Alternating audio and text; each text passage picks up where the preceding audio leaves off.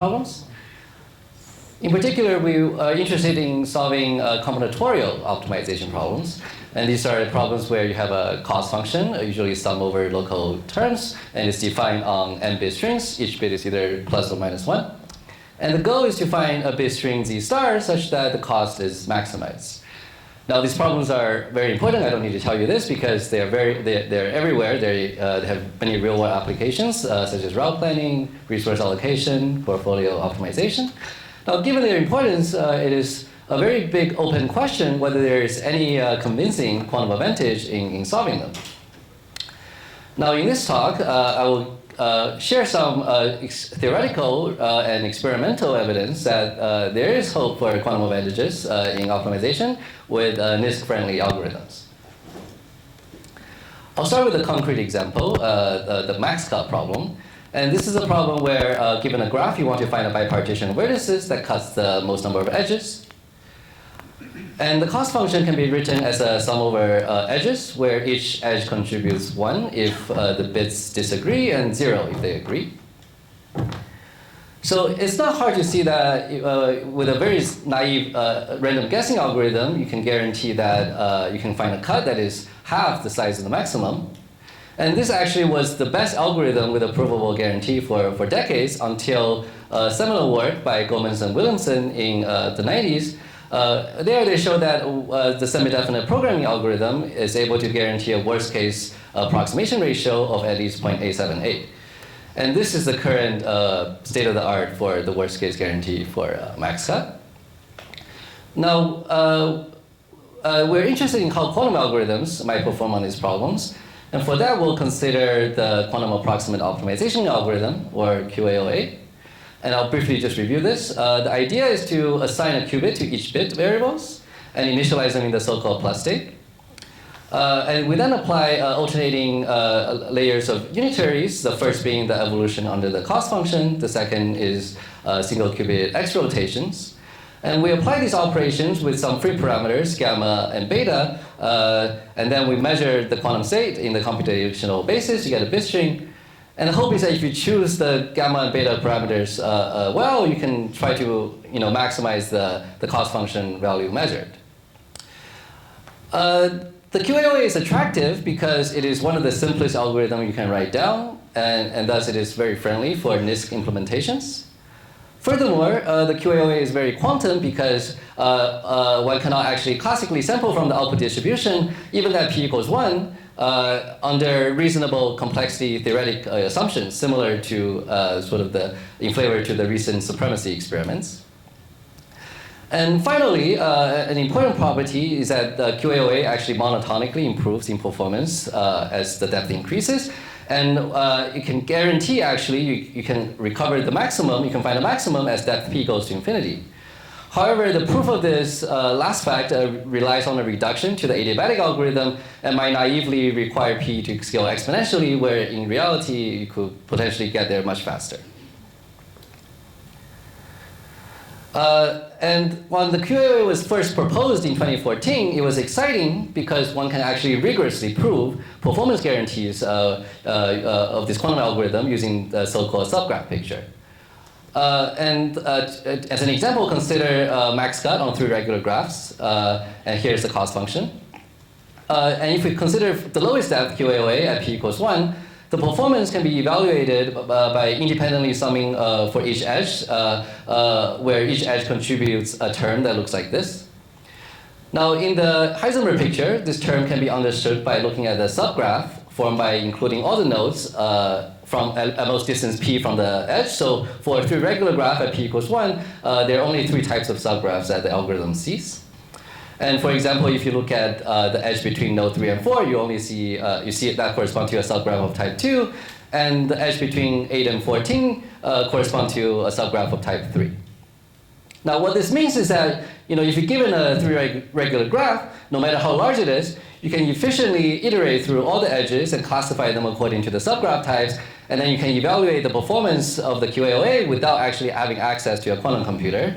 And this is what allowed Farhi, Goldstone, and Gutman to prove that the QAOA has a worst case performance guarantee of approximation ratio of at least 0.6924. So this is better than random guessing, but not as good as the best classical algorithm, the semi-definite programming. But then again, this is at p equals 1. And you can probably ask, okay, can we get a better approximation ratio at larger p? But the problem is with this approach is that it quickly becomes intractable as you increase p. It scales actually doubly exponentially in order to actually do this classical calculation. And to see this is because the subgraph size grows exponentially with p. And if you kind of do this calculation on a classical computer, the Hilbert space scales exponentially with the subgraph size, which is doubly exponential in p. So this is essentially impossible beyond like p equals 2. But OK, so worst case is kind of hard to prove anything beyond p equals 1 and 2. What about average case? If you consider max cuts on random deregular graphs, some deep results from statistics actually predict that the maximum cut of a typical graph as a fraction of the total number of edges is 1/2, which comes from sort of the trivial part of the cost function, plus a term that's a value over square root of d. And it turns out that this value converges to the so-called Parisi value in the large D limit, and this is shown in 2017 by this paper. Well, this is a very nice result because it tells us what the maximum cut is of a typical graph. This is actually non-constructive, so it doesn't actually give us any actual algorithm to find a solution that will give a cut of this value. And OK, so what can we do? So what do we know about algorithms? So actually the best classical algorithm with a provable guarantee without any assumptions is able to get a value of t over pi. And this value is achieved, for example, by Gomez-Williamson's semi-definite programming, as well as local algorithms such as the Gaussian wave process. And you can see that this is also strictly suboptimal compared to the optimal value of Parisi of 0.763. Nevertheless, a very recent work by some statistician in Stanford, where they assuming a so-called no OGP conjecture, there's actually a tailored local message passing algorithm that after p rounds of message passing is able to get arbitrarily close to the Parisi value with an error that goes down as 1 over square root of p. So if you assume this conjecture, this algorithm is quite good. OK, so what about quantum algorithms on this problem? We're interested in that. Let's denote the cut fraction achieved by the QAOA in a similar way. So it's 1/2 plus some value divided by square root of d, and we're interested in this value. Actually, so there's some previous results that showed that at p equals 1, if you assume a graph doesn't have triangles, you can actually show that this value in the large degree d limit converges to 0.303. And remember, the number to beat is 0.763. And at p equals 2, if you assume the graph has squares greater than 5, that means that there's no triangles, squares, or pentagons. This value converges to 0.407. And I've been talking about, no triangles or large girth, but actually, because of the fact that random regular graphs have very few short cycles, focusing on large girth graphs is essentially the same as analyzing the average case. So just kind of keep that in mind. Whenever I say large girth, it's essentially I'm saying like average case for random regular graphs. Okay, so in a recent work, our contribution is that we actually was able to generalize this calculation to arbitrary depth p. By calculating the performance for any deregular graphs. Specifically, we're able to give an exact formula that's able to compute this value using a sort of an iteration that you can run on a classical computer with 16 to the p time and 4 to the p memory. And actually, we show that in the large D limit, you actually can get a simplified formula where you can evaluate it with only quadratically better time and an exponentially better memory. So this allows us to kind of have rigorous results on QAOA to much higher depth than previously possible. And just to kind of give you kind of an idea how we got these results, basically, if you look at the expectation of yeah. How should I think of p here? It's not the number of iterations in the QAOA. It is the number of layers. Yeah. Number of layers. Yeah. Okay. And gamma beta or? Are the parameters in the QAOA. So like basically the rotation angles. Well, so these formulas there, we can compute them for any given gamma and beta, and we can basically it's a black box. Like if you give me any gamma and beta, I can give you the exact like value, and you can optimize it over gamma and beta, and we do that even later. So there is an initial value, and then you can optimize over that. Yeah, yeah. Okay, so yeah, so basically, yeah, we can compute this for any chosen gamma and beta, and that's because if you just look at the expectation of a local edge, for example, if you assume sort of this large girth condition, the subgraph that is supported on looks sort of like a glued pairs of binary trees. Well, it's d-array trees because each of the nodes is connected to d neighbors, and by basically noticing the fact that if you have a regular graph, there's a lot of sort of symmetry in this tree tensor network, you can kind of actually come up with an efficient analytical contraction of this tree tensor network, and that's what enables us to basically come up with this formulas that you can solve, that you can kind of calculate exactly. So we took this to basically up to p equals 20. So from 1 to 17, we're able to actually optimize over the gammas and betas. And from p equals 18 through 20, we're able to sort of use the parameters from 1 through 17 to kind of extrapolate and guess scoop parameters. And that gives us basically a lower bound on the performance of the QAOA for those depths. So now I'm going to plot this. I'm going to plot this value that you achieve as a function of 1 over p. So the optimal value is the Parisi value.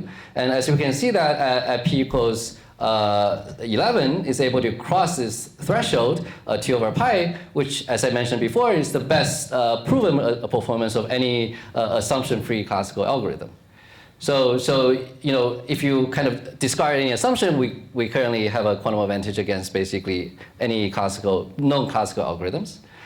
However, if you sort of assume this no OGB conjecture, which is widely believed by a statistical physics community, then the classical state of the art is actually this local message passing algorithm, which I mentioned before, which after p rounds of message passing sort of gets close to the Parisi value with an error that goes down like 1 over square root of p. Okay, so unfortunately, we don't have a rigorous result that kind of tells us what the QAOA's asymptotic performance is. But given that we have so many data points, let's try to fit it. Okay, so I think a reasonable function to fit, given that the classical algorithm also has like a 1 over power law kind of scaling, let's try to fit a power law. And so this fit, which actually has about 4 free parameters, we actually allow the offset that could be anything. And this fit actually give us an indication that the QAO is actually able to converge to a constant value that's consistent with the Parisi value, and it goes down. The error goes down like 1 over p, roughly. So I will remark that the green line, the fit here shown, is actually done only using the data points up to from p equals 1 through 8. And the fact that he agrees so well with the data point from 9 through 17, actually I think they agree up to the 3rd or 4th decimal, it gives us some confidence that this fitted model is probably approximately correct. Now, if you assume that this fit is correct, and you also assume the no OGB conjecture, then it appears that even against sort of the state-of-the-art sophisticated message passing algorithm, there is still a quadratic quantum advantage here. Why quadratic? Well, because the error for the classical algorithm goes down like 1 over square root of p, so that's slower, quadratically slower than 1 over p. Okay, so that's just max cut. We can also consider more general problems. So, for example, we can consider a cost function that includes not only two-body couplings but also q-body couplings. Q is what I meant. So, for example, if you an example kind of class of problem would be sort of this a fully connected Gaussian. Yeah. Are you saying so far that this is basically not better than Grover? No, it is because if you Grover is for exact solving the ground state, kind of. But here we're not solving the ground state. We're approximating. Like if you apply Grover, you would take exponential time in some sense. But this will be quadratic in P. But who says that you don't need P to be very large? I don't understand. Well, because we calculated what is the approximation ratio for every P, and there's no indication that P needs to be exponentially large to get an approximation ratio that's small. Okay, so so we're also interested in looking at more general problems. So for example, you can consider the fully connected Gaussian spin glass, where basically you have every bit talks to like q minus 1 other bits, and you have a coupling that's basically some random Gaussian. And in fact, that we were able to show in a recent paper with collaborators from Berkeley and MIT that if you take any j drawn from any reasonable distribution with mean 0, we can actually give an exact formula for the ensemble averaged kind of expectation of the cost function value outputted by the QAOA in the infinite size limit. And the fact that we're able to obtain this formula is sort of based on proving a generalized version of the multinomial theorem. But it actually has a very cute physics interpretation. It can be understood roughly as a rigorous version of a path integral calculation. I'll just give you a small flavor of it. So the idea is that if you look at expectation of local observables, like when you have a quantum circuit state, you can kind of write it as a sum over path. When you can also do a change of basis to kind of write it as sort of some kind of a multinomial sum, where basically these variables kind of parameterize the different possible path that you can have over n bits. Now, if you can imagine in the large n limit, you can kind of take the continuum limit and write this as sort of a path integral. And you can see that in this exponential, you have sort of an action multiplied by n, and in the large n limit, you can apply a saddle point approximation, which is not fully rigorous here, and you can show that the value of the integral is dominated by the saddle point of this action, which makes the calculation very simple. Even though what I said here is not quite rigorous, but what we showed in the paper is basically an indirect way of proving that this calculation is rigorous. So this calculational tool allows us to do more than just finding the performance, the expected performance of the QAOA algorithm. It also allows us to show, for example, concentration by calculating the second moment. In fact, we're able to show the following inequality. So basically, what this is saying is that the expected value over both disorder and the measurement over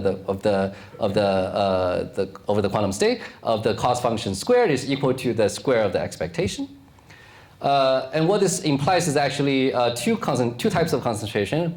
One is a concentration over instances, meaning that if you take two random instances from this ensemble of problems, the value of the cost function for different parameters looks essentially the same.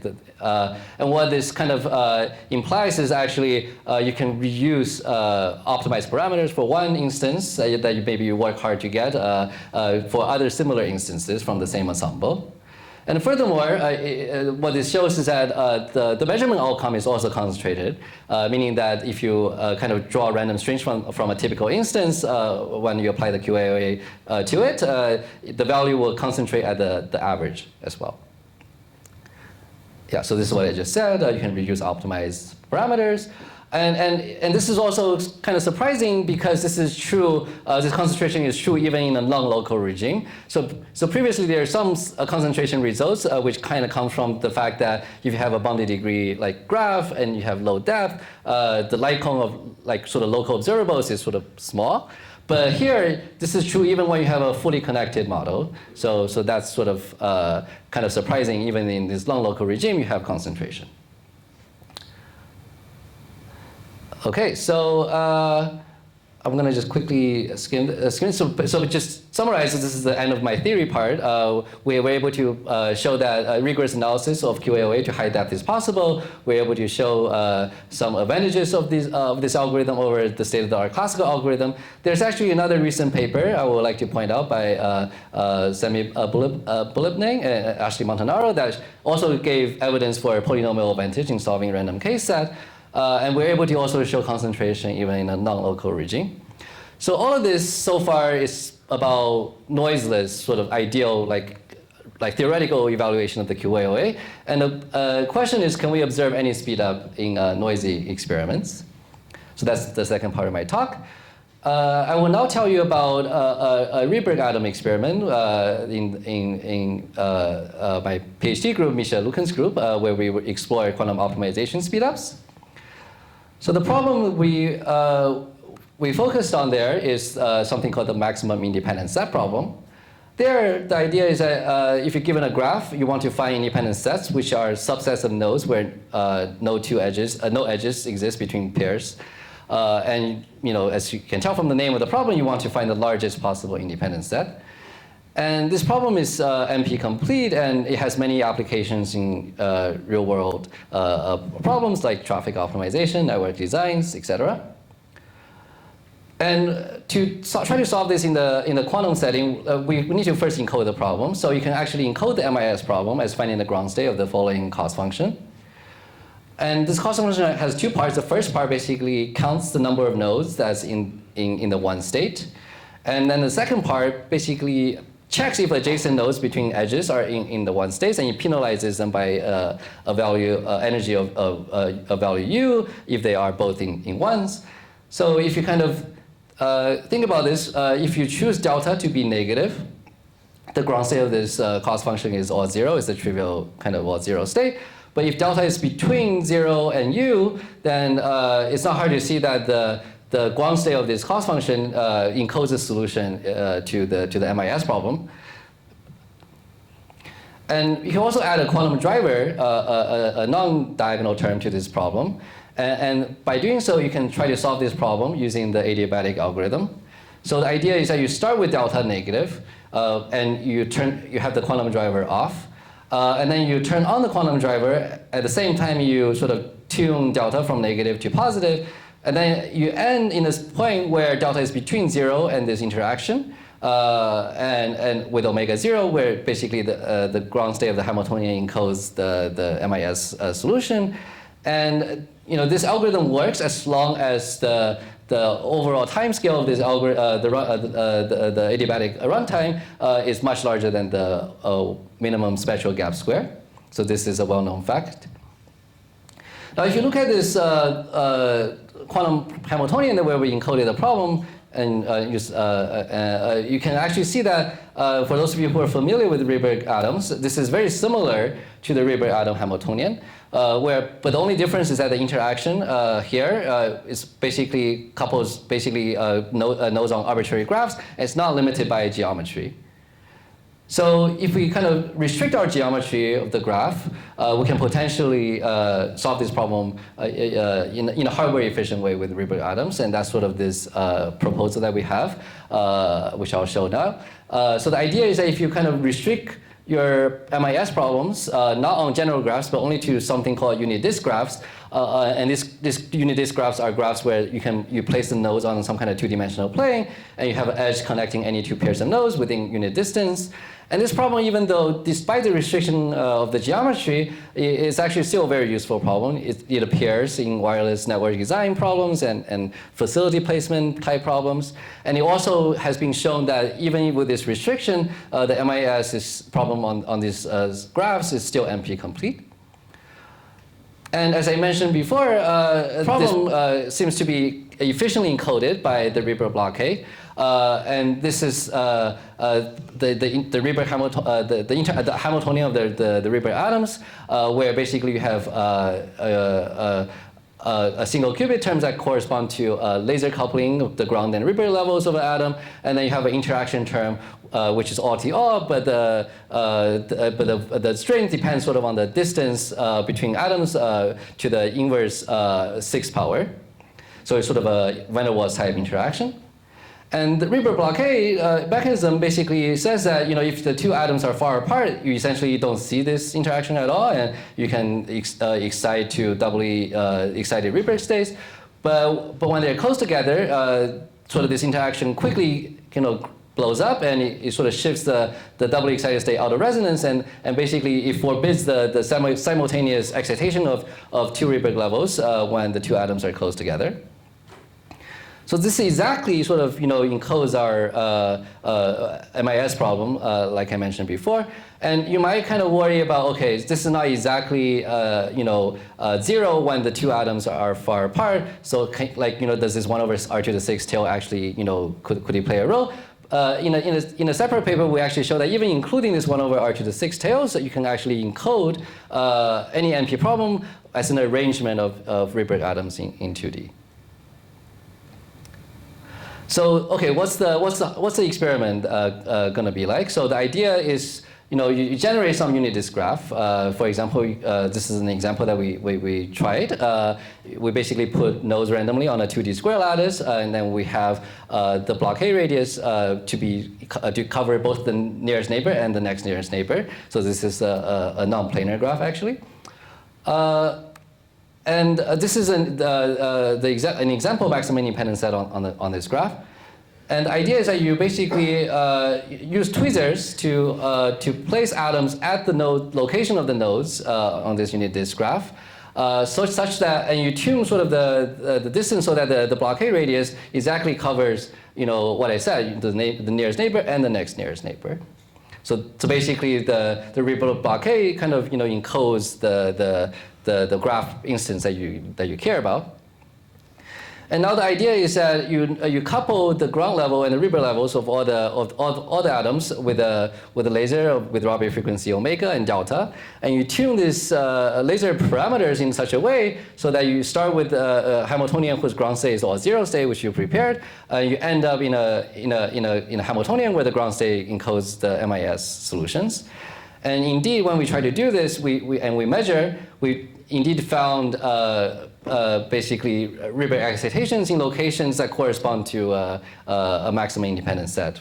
This is an example shot of the experiment. But we can do this slightly more cleverly. We can try to do it in a variational approach. In particular, we came up with ansatz where we kind of tune the ramp of the omega from 0 to a constant values, while at the same time we parameterize the detuning in a linear, piecewise linear way with a sort of a smoothing kernel. As an example, we can consider just sort of a cubic spline kind of detuning profile where we have some kind of slowdown frequency in the middle. So you kind of ramps up to the slowdown frequency, stay there, and we try to do this with different parameterized slowdown frequencies. And we observe for a particular instance of 65 node graph that so we were able to use the MRG, for example, to calculate the minimal spectral gap of this graph with different detuning. And we see that when we tune the slowdown frequency across this range of detuning, we indeed see that there's a correspondence that if you slow down close to where the gap is the smallest, you get enhanced probability of finding the maximum independent set state. So it does seem like the system is working as we expect.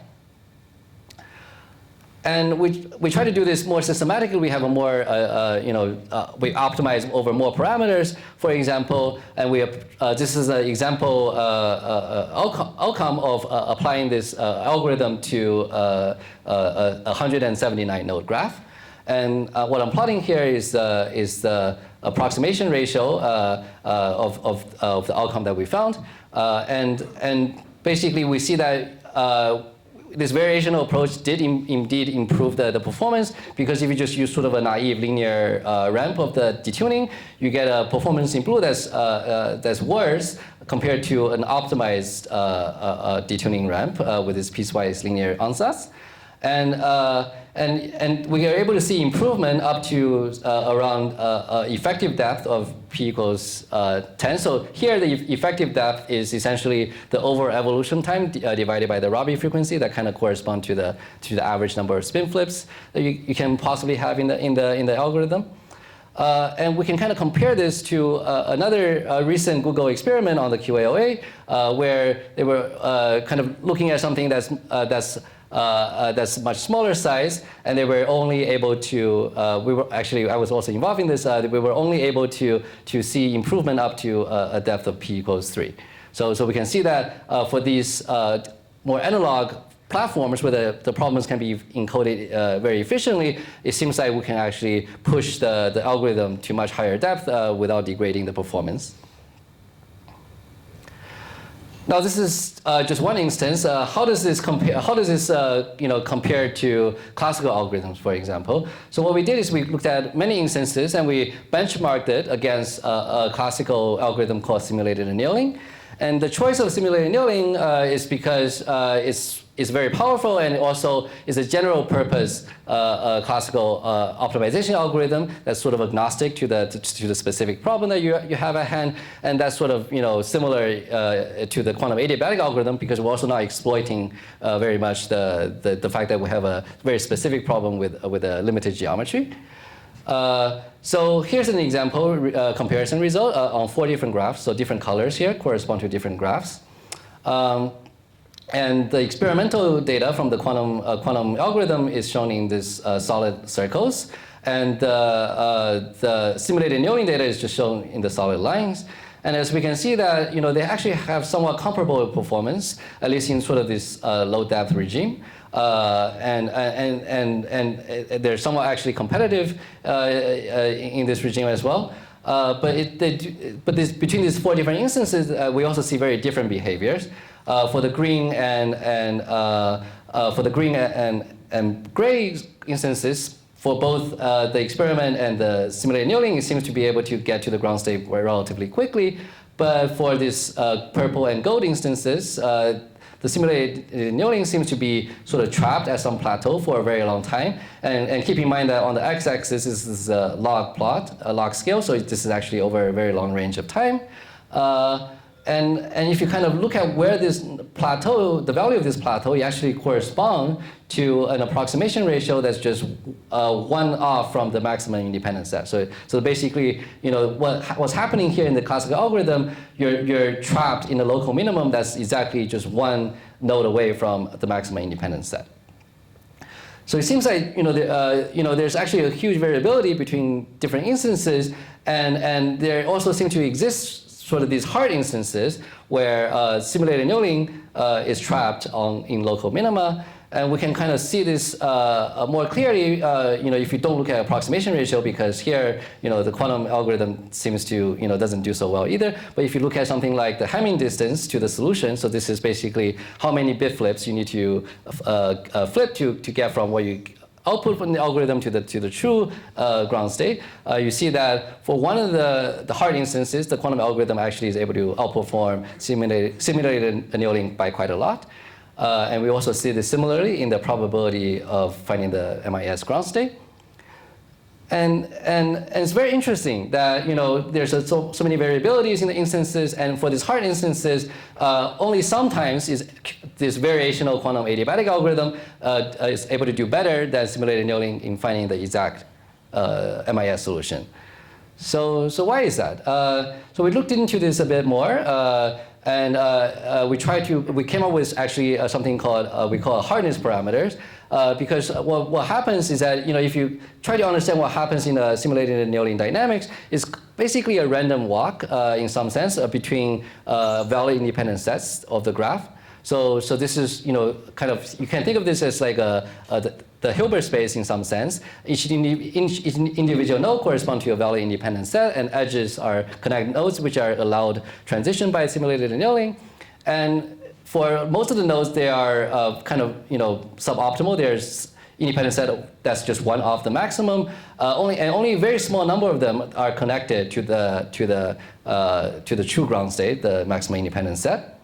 So we can kind of come up with a parameter which is sort of the number of local minimum to the number of local minimum that leads into the global minimum as a hardness parameters, and this actually is able to actually be shown as a provable lower bound on the runtime of classical simulated annealing. And this lower bound seems to be actually quite tight, because if you look at the inverse runtime of the classical simulated annealing versus its hardness parameter, it actually fits basically quite well as a linear curve. Okay, but what about quantum algorithms? Like, how does this scale with different hardness parameters? So this is experimental data that we have. And here we have up to size 80. And you can see that the hardness parameter doesn't predict nearly as well as it did for classical algorithm, the performance of this, the quantum outcomes. And to understand this a bit better, we also look at these instances a bit more closely. Because as I mentioned before, the performance of the quantum algorithm seems to be tied to the minimum spectral gap that you have in this adiabatic algorithm. And we performed DMRG calculations on all of these instances, and we looked at what is the relationship between the probability of finding the MIS versus the minimum spectral gap. And we see that, okay, there's actually, for most of the instances, there's... What's the X parameter? What's the X horizontal axis on the right-hand side? It's the hardness parameter. It's sort of this number of local minimum divided by basically the number of global minimum. Yeah. So okay, to understand this spread a bit more by kind of looking at the the minimum spectral gap for these different instances when you look at basically DMRG calculations, and we found that for most of the instances it follows sort of a Landau-Zener prediction where basically this gap is scales sort of inversely with the the probability of finding the MIS sort of scales sort of in a way that's like